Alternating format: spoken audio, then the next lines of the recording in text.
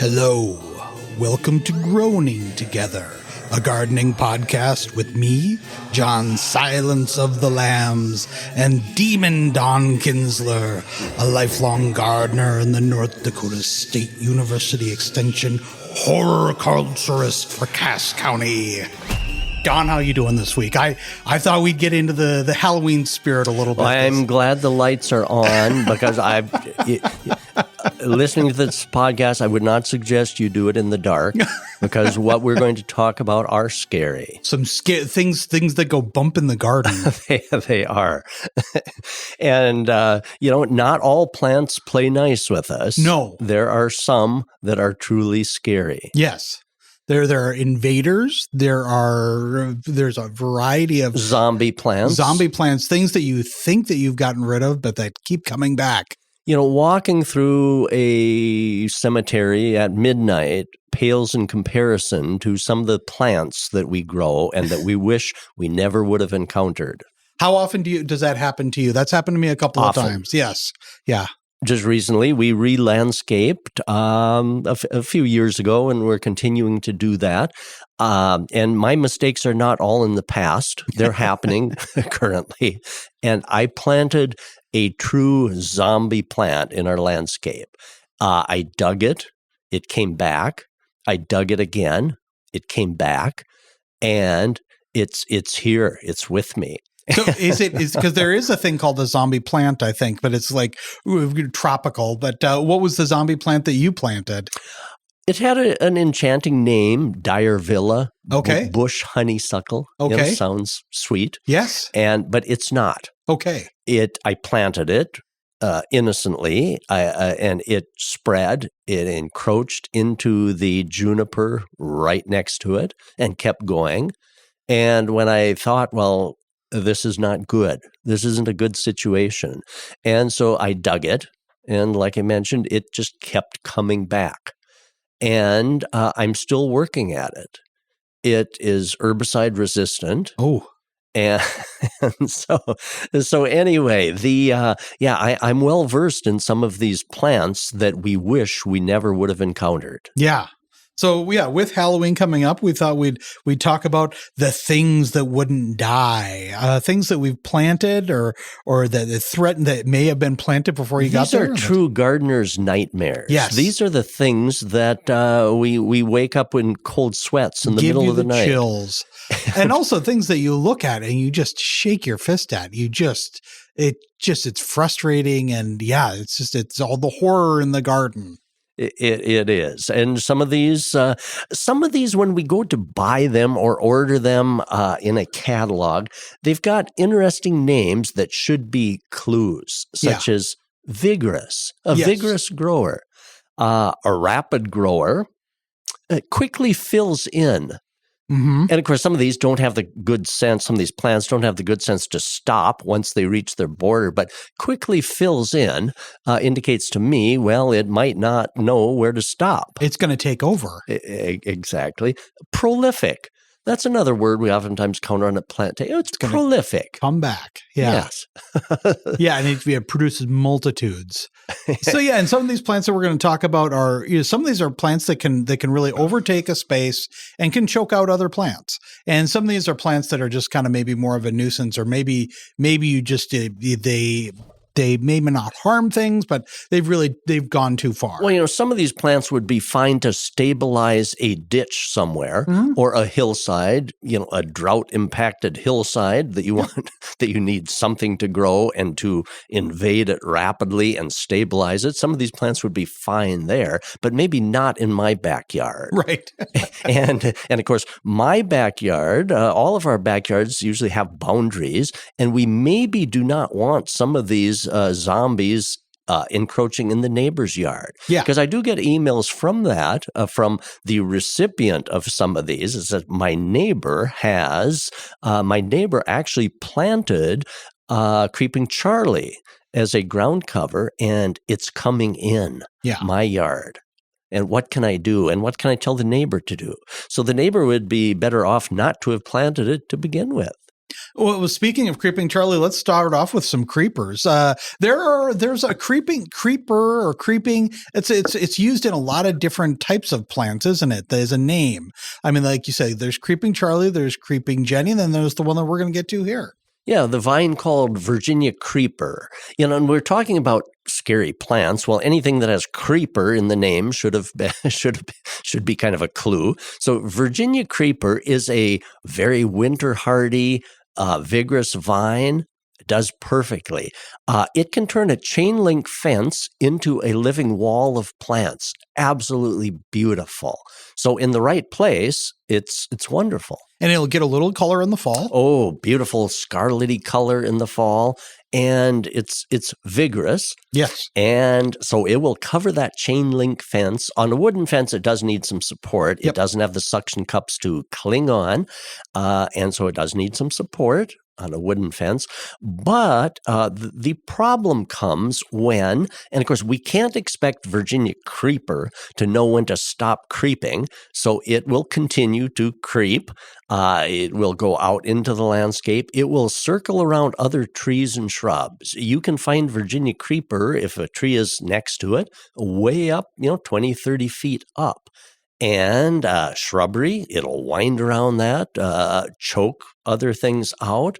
And so again, it's the case of carefully selecting where that Virginia creeper will do its job, and that we won't, a number of years afterwards, be trying to how to unwind this creeper out of places we don't want it. Is there a relationship to Virginia creeper, which is a vine, and ground cover like creeping Jenny, creeping Charlie? And other creeping things like that. Yes, their ability to climb along and root as they go. Okay. For example, the Virginia creeper, if that is allowed to run along the ground, it will root at the different joints, the nodes, and so it'll send up all kinds of new little plants as it goes. And same thing with things like creeping Charlie, creeping Jenny. They tend to root where they can contact the soil. So it's kind of like, just keeping going and going and going. And so again, there's an old saying in landscaping, the right plant in the right place. Yeah. And of course, if that plant ends up in the wrong place, then that's why we talk about scary plants. Yeah. Let's talk about another one kind of in the vine category. Let's talk about clematis, especially the sweet autumn clematis. Yeah, I love clematis. The Jackman clematis, which is the dark kind of bluish purple one that is so vigorous, vigorous in a nice way. Yeah. It's prolific. It stays on the trellis where you plant it. But this clematis relative called sweet autumn clematis, that one produces fluffy white seed clusters. Unlike the Jackman doesn't seed itself. This one produces just intriguing fluffy clusters of white seeds, which is really attractive until the wind starts blowing them and you get this clematis popping up everywhere. And it winter hardy root system, so once it's established, it can quickly cover everything. Now, your entire home landscape covered with this might be kind of unique, but I'm not sure you want everything in your yard covered with this. And I'm not exaggerating. It can be that prolific. Sweet autumn clematis should have a cautionary label. Yeah, and like you said, it's not all clematis are like that, just this one particular one. Exactly. Sweet autumn. Let's move on to some shrubs, and this is the one that I think people in our area, a lot of them know, especially now this time of the year, they're looking really, really pretty. But sumacs are really notorious spreaders, aren't they? They are. And I mean, a good spot for those is along ditches and kind of, the edges of trees where you want this kind of understory. If you're driving around the lakes now, you're going to see lots of them in the colored so nice, scarlet oranges, coppery colored, and it spreads along by kind of underground runners, comes up. And so if you've got a large spot, that you would like something to fill in, a shrub to fill in, this would be for you. But if you don't have acreage, well, then maybe you don't want your entire backyard to turn into a sumac patch. And so again, the right plant in the right spot. So sumac is notorious for all of a sudden popping up and at a distance from the mother plant. Maybe it's 3 feet, 4 feet, 5 feet. It will send up new little plantlets way out there. So pretty soon you do have a lovely grove of sumac. But if you don't want that, scary stuff. You still got it. You got it. And some sumacs can be kind of grown into trees or kind of standards like trees, things like that. So there's a variety, again, that you can, I think some are not as invasive. Yeah, one of my favorites is tiger eye sumac, which is a kind of a beautiful, dramatic lime green in color during the growing season and then turns a beautiful bright orange in the fall of the year. Yeah. So tiger eye sumac. And of course, you can kind of have your cake and eat it too, as long as you watch where they pop up and dig those out. Yep. Let's talk about another one, the Ural false spirea. Are you familiar with that one? I don't know. I've got a couple of spireas, but I don't think I know this one. This is one, and there's a reason it's called false spirea, because it's actually not a spirea. Oh. The marketing people should have maybe called it something else. So it's known also by its genetic name, Sorbaria. I have one of those at kind of the edges of our trees where it can just kind of creep. Again, it's one of those shrubs that pops up.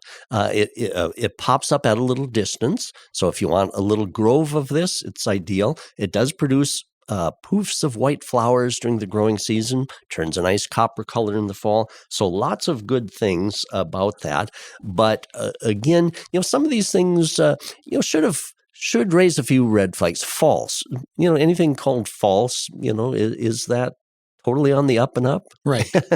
And so talking about Halloween plants, this is one that definitely in the wrong place can be frightening. More of a trick than a treat. You got it, John. And, another one that's kind of people around here, at least I know this one. I mean, I've got it. I think a lot of people do. Some people do. Red twig dogwood. I love red twig dogwood. Of course, it's so dramatic in the wintertime. Yeah. The bright red twigs on some of the new cultivars, especially against the snow, it gives us a very dramatic shrub to look at in the wintertime. It's so pretty. But the only downside is they do produce seeds, and the birds love the seeds, and so the birds plop them out almost anywhere in the yard. One of the worst weeds, among the worst weeds, thistle, quackgrass also, are little dogwood seedlings, because when birds sit on other shrubs or other places, and they drop these seeds, and they grow very quickly. So I've got little dogwoods currently coming up in peonies and iris and lots of other shrubs. And unless you pull them when they're tiny, they establish themselves quite quickly. And so unless you want all of your plantings to turn into dogwoods, you need to be vigilant. So that's kind of like the Invasion of the Body Snatchers, where your 9-bark all of a sudden turns into a dogwood because a seed plopped and the dogwood became more prolific than the 9-bark, or the peony. I've got some. I had an Amur maple shrub that turned into a dogwood because the dogwood seedling got started, it overtook, and I have a dogwood in place. So it got snatched. Well, let's take a quick little break. When we come back, we'll talk more about some plants that can take over your space.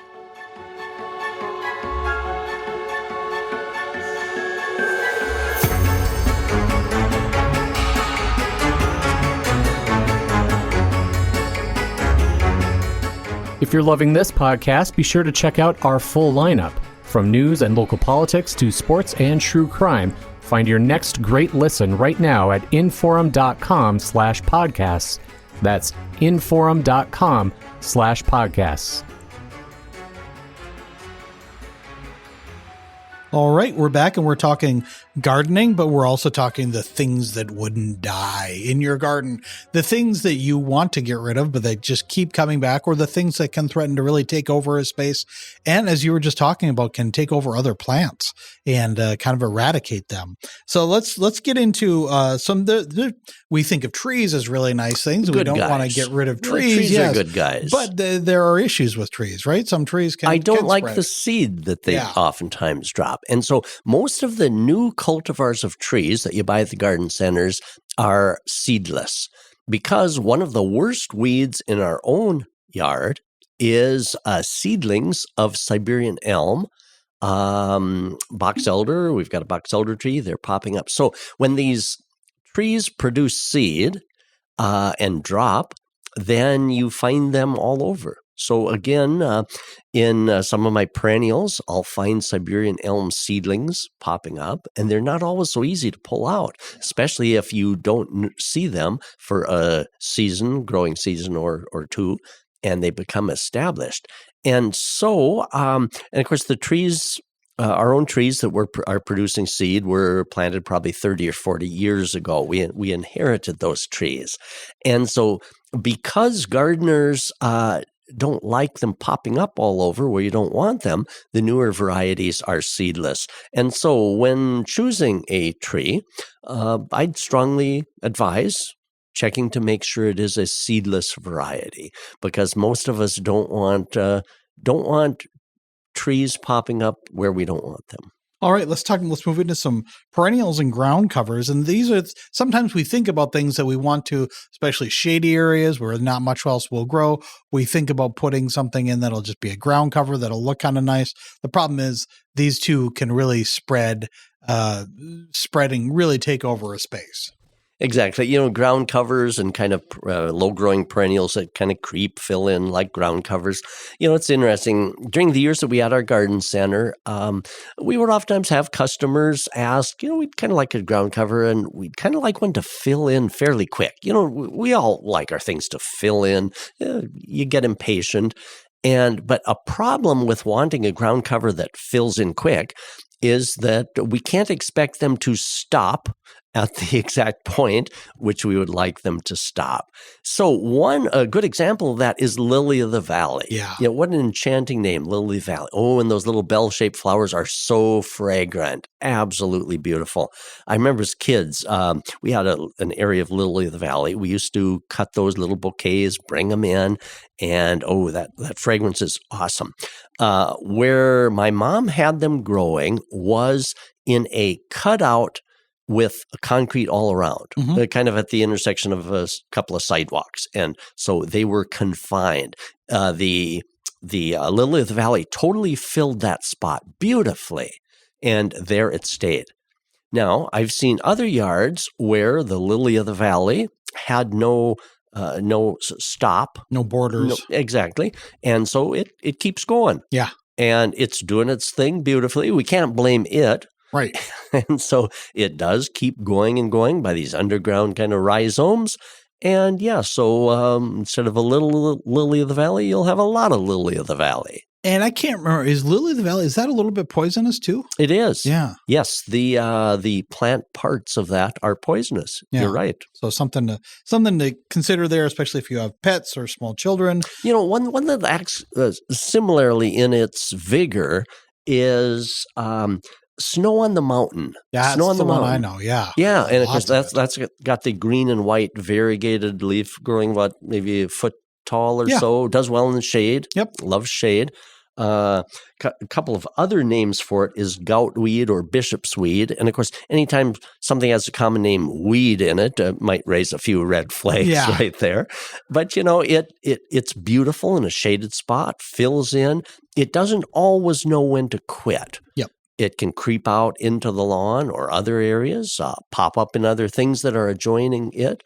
And so that's one that should carry a caution label. And like Lily of the Valley too, it's fairly easy to contain too. If you just dig down and have a little bit of a border there, that will stop it, and you can hold it in like that.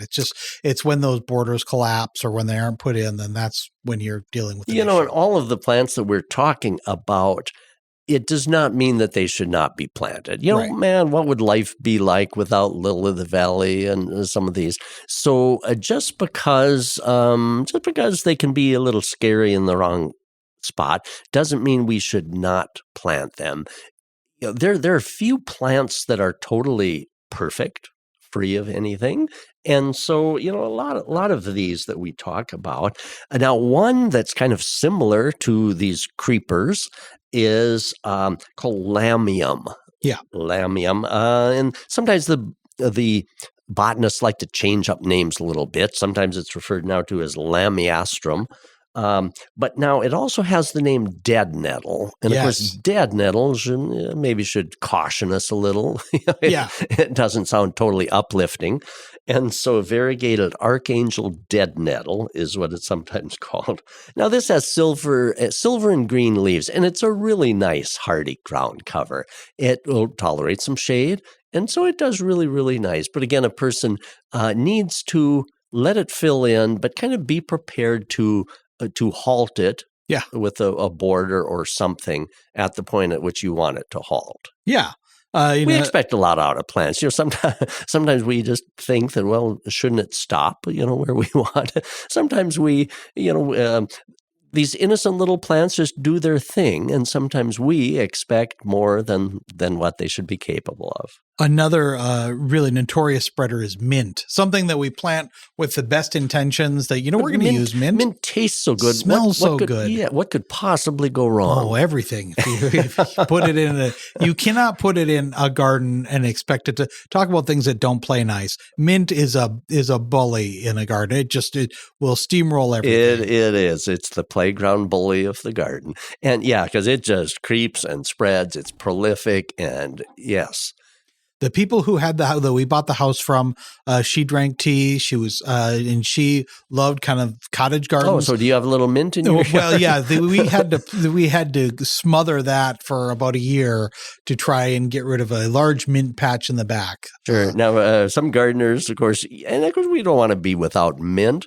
Some gardeners who enjoy growing mint, what they will do is sink an old nursery pot, and sink it deep enough. I'd probably go, a lot of nursery pots are 12 inches deep at least. I think I'd do that at least. So sink that down in and have it extending up above, because mint will even kind of jump over something to get to where it wants to go. And so, extending up and out of the ground a ways, and then plant your mint in that. Yeah.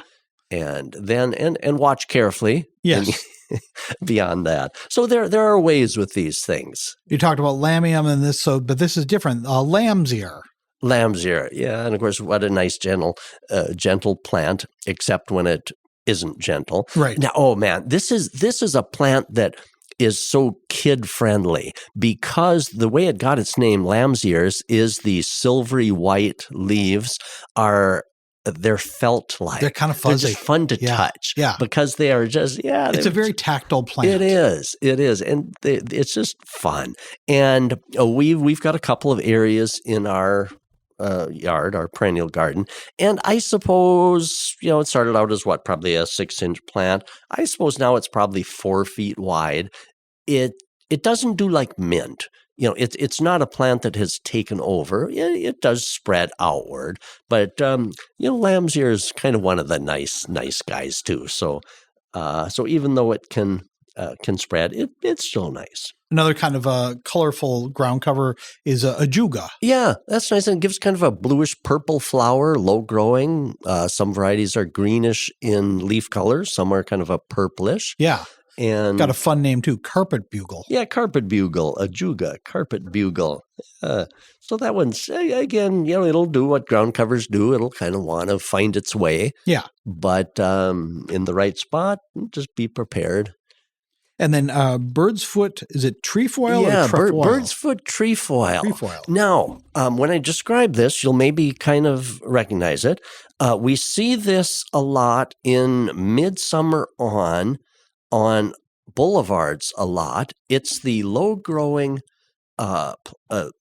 yellow-flowered.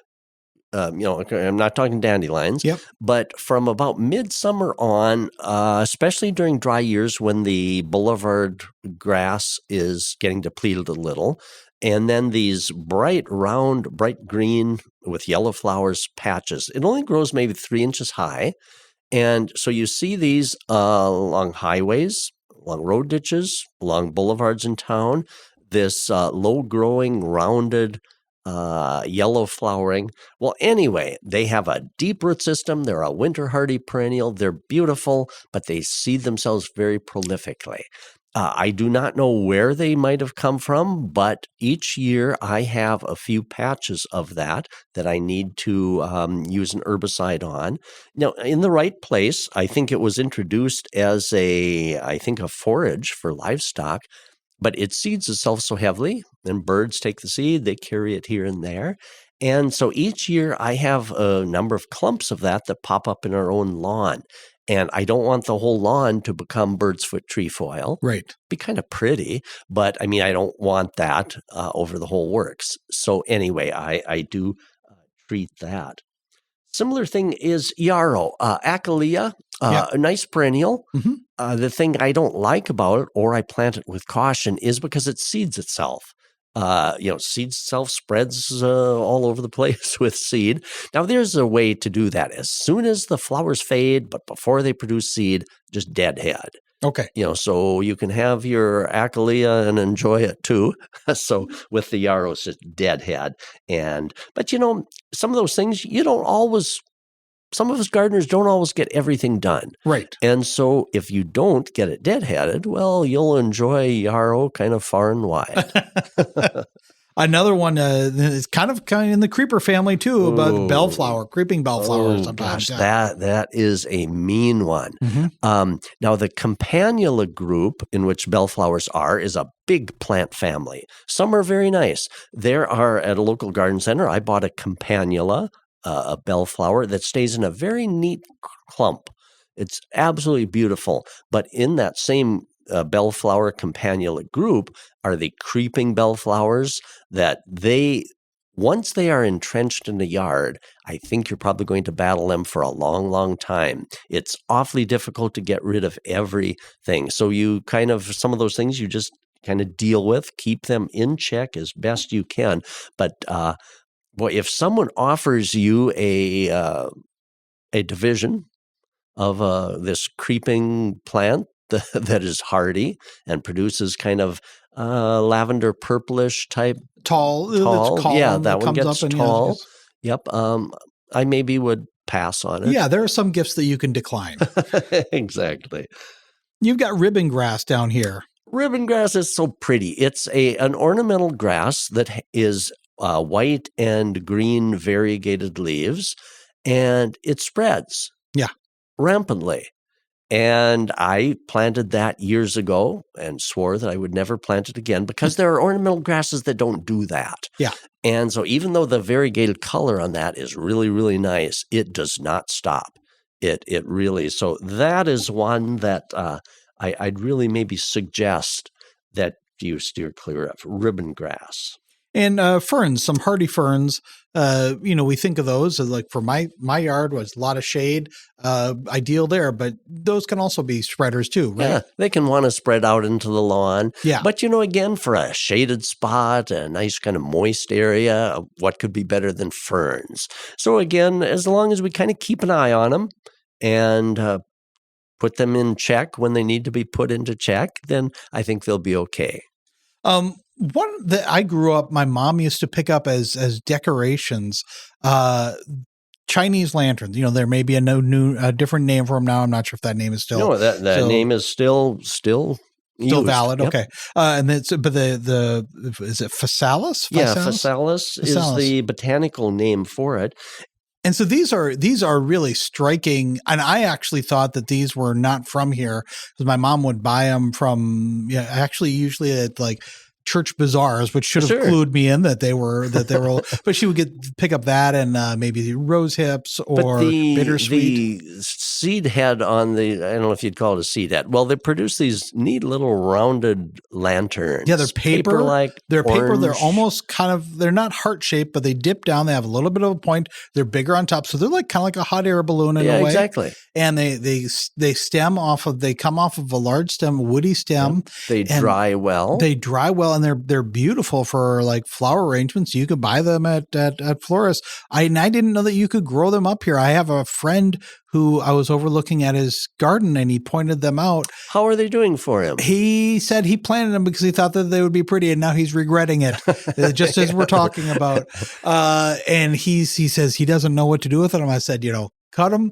cut them and let them dry, and then give them away to people, in the fall and in the holidays. And how is he going to address the plants themselves? Because they creep, and they have spread. They don't creep; they run. Yeah, and they have spread. You can see they jumped actually from places in his garden, and they haven't overtaken, but they popped out. So they look kind of, while they are very striking and nice, they don't really fit in because they don't necessarily stay to a clump to their own small area. Sure. So if someone offers me a Chinese lantern clump of plants, I decline. Another one to pass up on. I'll buy them at church bazaars if I want. That's a good. Yes. If I want dried Chinese lanterns.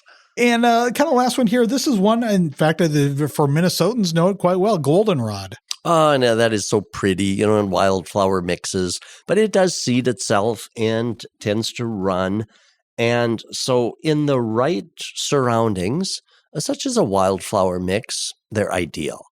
In a perennial garden where you maybe need to keep things a little more in order, goldenrod maybe just its inclination to just want to spread doesn't maybe fit in with some of the things. Yeah. But wildflower garden, perfect.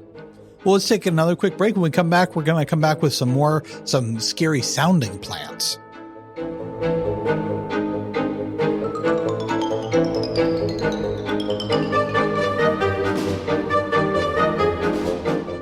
This podcast is brought to you without paywalls, thanks to support from our digital subscribers. If you subscribe, thank you. If you don't, visit inforum.com/subscribe for our introductory offer, just 99 cents a month for your first 3 months.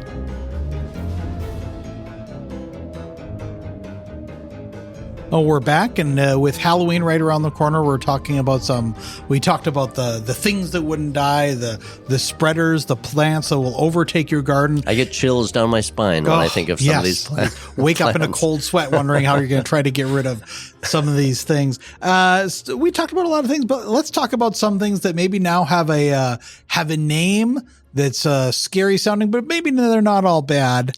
Like what? Well, a snake root. We have a snake root, and I guess that they can be a little bit poisonous to dogs, but our dogs have not.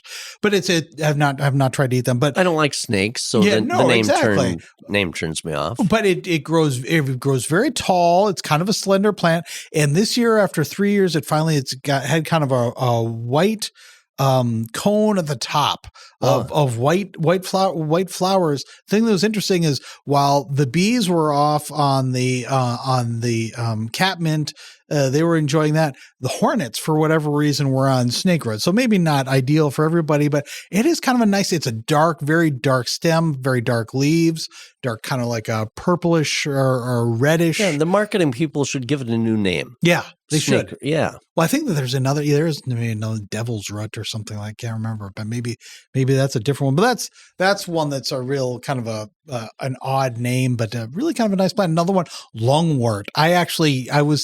When I first started gardening, I just kind of dismissed it. Now I really like it. Yeah, it is. It's nice. I don't like the name lungwort. No, not a nice name. No, marketing. But, yeah, I could work on that. Another name that's kind of this is a very Halloween name, but really a lovely plant, bleeding heart. Yes, it is. Those when you see those blooming, they make me smile. The heart shaped. It's just perfect. And again, if you're a gardener, if you've got space, especially if you've got some shady area, that's a great one. But also it's so nice because it's a nice bit of color. It's an early grower, so you get some early color in your garden. That's the one to really kind of I would say if you're looking to add something like that, that's definitely one.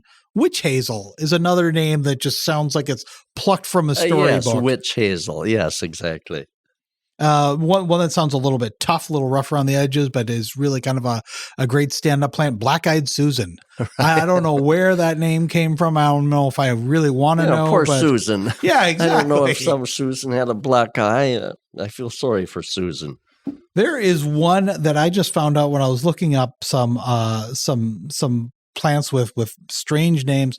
But white Bainsberry, it's also called doll's eyes. Well, count the day lost. You don't learn something new. I've never heard of the plant called doll's eyes, and now I know. Yeah, we're just looking Kinda at a picture creepy of it looking. now. It looks like a toy in a way. It almost looks like a strange kind of a Scandinavian toy because it comes with very long red stems, and the berry itself is a white berry, but with a black or dark dot in it. So it does look like a doll's eye removed from the doll's head, just a white orb with a black dot. It's very creepy. Right. It looks like something out of a creepy doll you'd see in a horror movie. Yeah, and they are very toxic. They do grow in our zone. They grow from zone 3 toxic up. would fit in with something that looked like right, that. Right, exactly. So there's probably that in that case. I think the marketers are giving it a name that will tell you beware. That could well be. The creepy doll's eye is a great one for that. Monstera plants. That's kind of a name that I'm not sure if Monstera actually comes from, but because they get so big, you really think of them as monstrous. Yeah, as far as a home flower. Another one. Oh, another home flower. Venus flytraps. Oh, yes, of course. And we know these kind of through cartoons and things like that. And but my kids had one growing up. It used to be fun for them to put a fly on. Yeah. I was always tempted to stick my finger on it and just see what would happen. Yeah. But, yeah. But you didn't. I did not. No, you kept all your fingers. I there are some other ones that tend to be there's a black magic flower, which it's kind of a there's another one called old black magic bearded iris. Have you heard of those? Yes. Yeah. Now my cup of tea isn't flowers that are black. Right. But there are black iris. There are nearly black daylilies. And so, a black garden would be interesting. I think our producer Chris Kurzman called it goth gardening. Yes, and I had not heard of that, but now I'm going to have to keep my eyes open for that. When I think of gardens, I like to think of the variety of colors and something uplifting. But yes, I've seen photos of goth gardening, and the major theme is black. Maybe next year we'll have to do a show on that. Yeah, maybe we can locate one. Yeah, locate it and see if you're into this, the things that you should be looking for. And of course, all plants are beautiful, so I'm sure that's lovely as well. Yeah, there's a number of especially indoor plants, especially orchids, that can have some kind of scary name. The Dracula orchid. Oh wow, that's a good one. There are. Let's see if I get. Did you, as we were kind of doing a little discussion and looking, did you happen to run across the flower that smells like rotting flesh? Corpse flower. Corpse flower. Yes.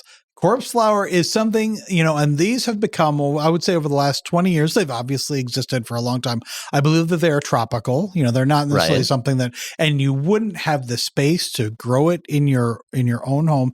And what do they bloom? They bloom for 1 or 2 days. Oh, once a year. Once a year or longer. And I've never experienced it when they're blooming.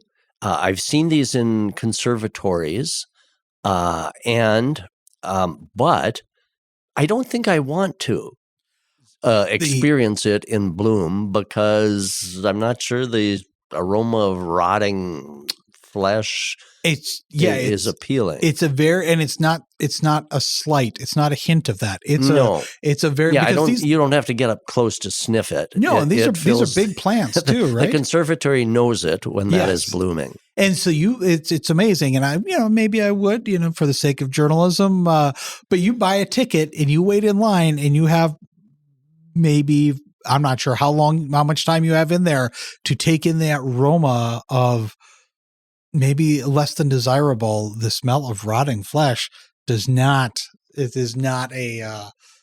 well named. Well named. There are get into some. There's a thing called a brain cactus, where the cactus kind of looks a bit like a brain. Devil's claw. Have you ever heard of devil's claw? No, I can't say I have. Devil's claw is kind of it's another flower, but then the seed pod is kind of like a devil's claw, and it's this long kind of 2-pronged claw that will its goal is to propagate so that as animals will walk by, it'll hook itself on an animal, and then as the animal drives by, it'll drop its seeds everywhere. Huh. So kind of a fun thing. Yeah, amazing. There are lots of fun, scary named plants, and some of them, like the corpse flower, maybe you don't want to run across, and some across like the doll's eyes, you maybe want to steer clear of. But some other ones like witch hazel, black-eyed Susan, lungworts, bleeding hearts are great to have in your garden. They are, and it is fun. The whole world of plants is just fascinating, but it's fun to talk about, but not so fun to talk about when they're actually invading your space. Yep. Then that does send chills. Yeah. Again, like you said, there's some plants that if someone offers them, that's a great. Someone offers you a hosta. People are always giving away hostas. That's great. Splitting and dividing irises, yes. Lilies, yes. No, not so much creeping bellflowers. Not so much some of these other ones that we talked about today. Yeah, exactly. Well, Don, this has been a lot of fun. If people have maybe their own favorite Halloween plants or just want to talk to you about gardening, what's the best way to reach you? Yeah, good way. Email me, donald.kinsler, KINZLER, @ndsu.edu. And if you've had a plant that has plagued you that we didn't mention, I'd really like to hear about it. Especially if you've got a way that you got rid of it. Yes. Yeah. Yes, because the whole subset of this thing is, okay, we've got some of these plants. Now what do we do? Right. How can we get rid of them? But that's probably for another show. And as you always say, we're here to learn just like you. Just exactly. like the listener. Count the day lost, you don't learn something new. Well, Don, thanks a lot for coming in, and you have a good Halloween. Thank you, John, and thanks everyone for listening. Have a great Halloween.